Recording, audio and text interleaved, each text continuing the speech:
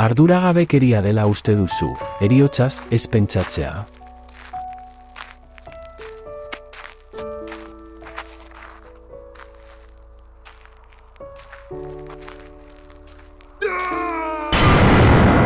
Denok dakigu egunen batean iritsiko dela, baina inork ez daki zehazki noiz.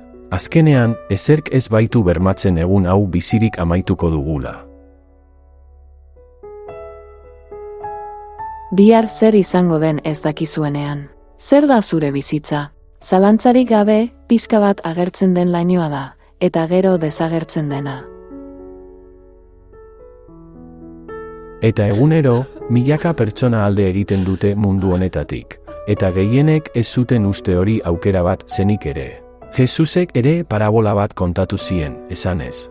Gizon aberats baten ondareak asko eman zuen. Eta bere baitan pentsatu zuen, zer eginen dut, ez baitut neure fruituak gordetzeko. Eta esan zuen hauze egingo dut nire ukuiluak botako ditut, eta handiagoak eraikiko ditut. Eta han bilduko ditut nire fruitu eta ondasun guztiak eta esango diot nire arimari arima, urte askotarako ondasun asko dituzu gordeta atseden, jan edan. Postu? Baina jainkoak esan zion.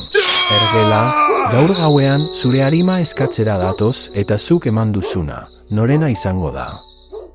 Badakigu zer gertatzen den hemen hiltzen garenean, gure gorputza hilkutza baten barruan dago. Eta gure memoria bakarrik geratzen da, onenean. Baina zer gertatzen da gure bizi esentziarekin, gure izatea, gure arima. Ideien, emozioen eta maitatzeko gaitasunaren ezaugarri bereziaren makina ikusgarria da. Benetan dena hain modu arruntean amaitzen da.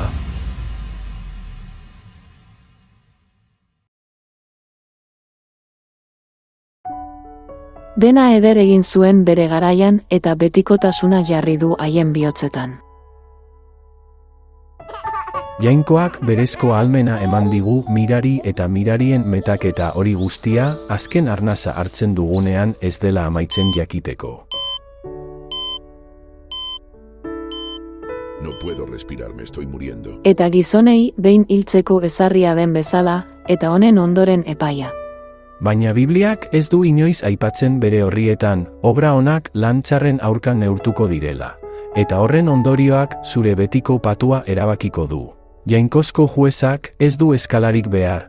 Bekatu bakar batek eragozten baititu infinituki santua denarekin betiko komunioa.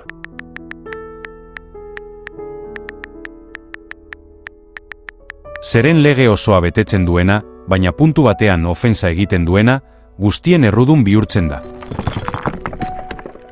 Ezinezkoa da paradisuan betiko bizitza irabaztea eta geure merituekin infernuko kondenatik ihes egitea. Ezinezkoa izateaz gain, gure bekatu guztiak gogoratzea ere posible ez delako, nola konpentsatu ahal izango genituzke gure urkoari eragindako kaltea eta bereziki unibertsoko izaki garrantzitsuena iraindu izanagatik.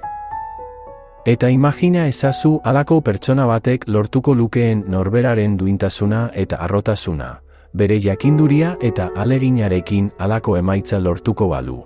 Eta larriena, infernutik salbatuko diren beren ekintza honetan konfiantza duen edonork, Jesukristo munduaren salbatzailearen sakrifizio irekitze oso perfektua, baliogabetu eta baztertzen du.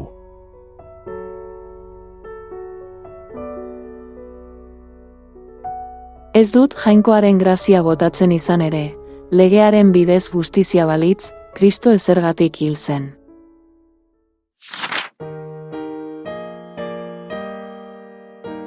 Hona hemen berriro hainbeste atzeratutako erabaki horren aurrean, hainbeste ondoeza eragiten digun gai arantzatsu horren aurrean.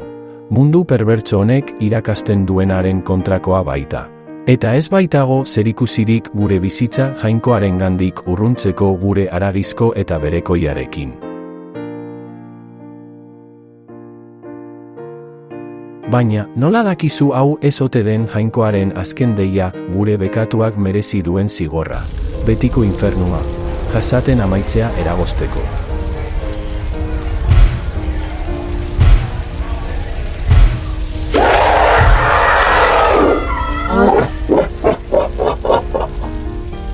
eskerrik asko leku hau aukeratzeagatik.